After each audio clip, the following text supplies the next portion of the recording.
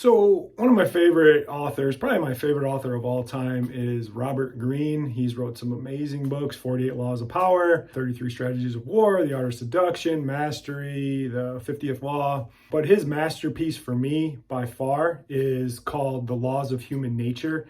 I think I've read it probably about 20 times, and every time I read it, I get more and more. And what I want to talk about in this week's blog, or vlog, that's what we're going to call them, vlogs, because I'm fancy, is the idea of biases, and recognizing biases in your decision making, what you do, and how it can really set you apart.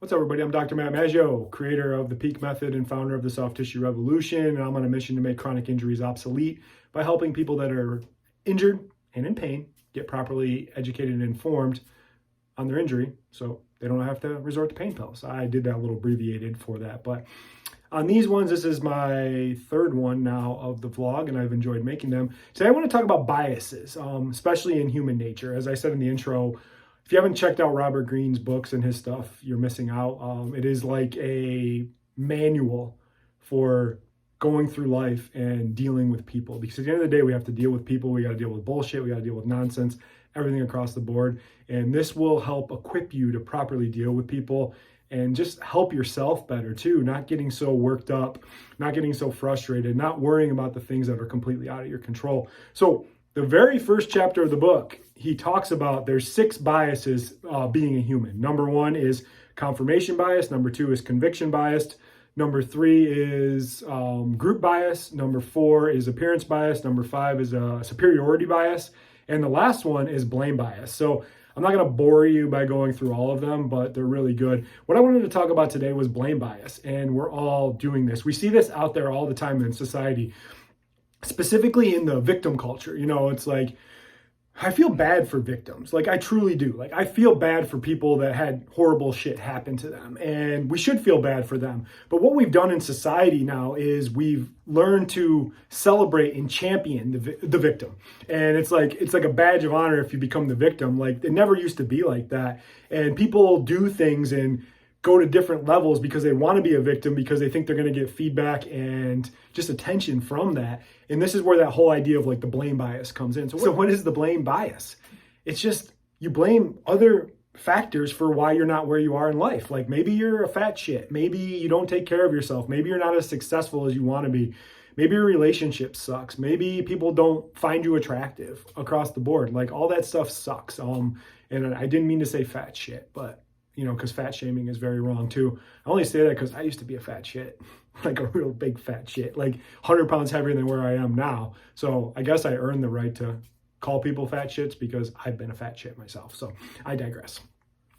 So blame bias, like, here's the thing. I was talking with our intern today as we're making content and going through this. I'm like, at the end of the day, nobody really gives a shit about what's going on with you or what your problems are. And that's a hard pill to swallow, because we're so narcissistic of who we are and what we do. We think the whole world revolves around us. But I'm here to tell you, like, people got their own problems. They don't really give a shit about your problems. Like, maybe your mom or your dad does, and your wife or your husband, but they got their own problems. They got their own things to deal with. So what happens is we start to play the blame bias. We're like, well, I'm not successful because the man kept me down, or, you know, so-and-so is an asshole and they cheated, or I'm not healthy where I want to be because, you know, it's hard to go to the gym. It's hard to eat healthy because it's expensive, or I'm not the person I want to be because of so-and-so, because of this circumstance, because of this.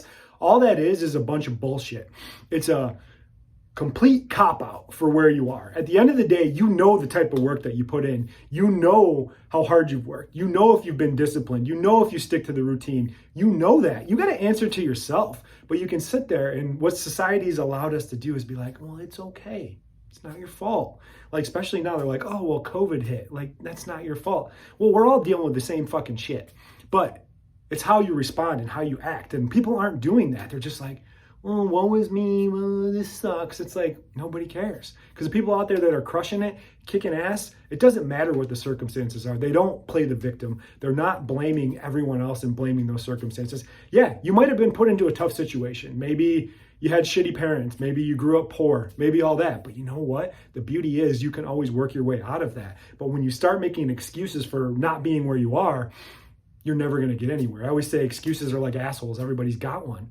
And if you're blaming stuff for not being where you are, it's your own goddamn fault. And that might be hard to hear, but the reason I'm making these vlogs is so I can motivate you, help give you some insights, and, you know, have this as like a documentation where maybe one day I'll share it with my kids and be like, hey, look at your dad just babbling on YouTube. But I digress. So at the end of the day, like, think about that. Think about the biases that you make. And if you're really sitting there playing the blame game, being the victim, that shit ain't gonna work. Like, it might work for a little bit. Like, you might get some likes and some comments and some shares and some notoriety on whatever social media channel, but those people are doing it out of sympathy for you, and almost they kind of feel pitiful for you too. Like, we've gotten too vulnerable with society, like sharing everything. A big thing that I've always learned is never share your wounds, but you can share your scars. And I'm like, sometimes I'm just like, ooh, this is too vulnerable for me. But recognizing that if you're not where you are and you're blaming other people or blaming situations, you're never going to get out of that. You're going to go into a never-ending loop, and you're never going to be successful. And you're going to sit there with a lot of resentment, be bitter and angry towards people. And that ain't no way to go through life. Life's short, and it's a short ride, but we deserve to be the best of it and quit playing the victim role, because it ain't getting you anywhere. So that's all I got. Sorry for being offensive, but I'm really not, because that's just who I am, and I'm going to be true to who I am. If you don't like what you see, then don't watch. But if you like what you see, send me messages. Give me a comment. Ask me for some help. I'm here to help you so you don't end up being a fat fuck like I used to be. I'll see you guys in the next one. Bye.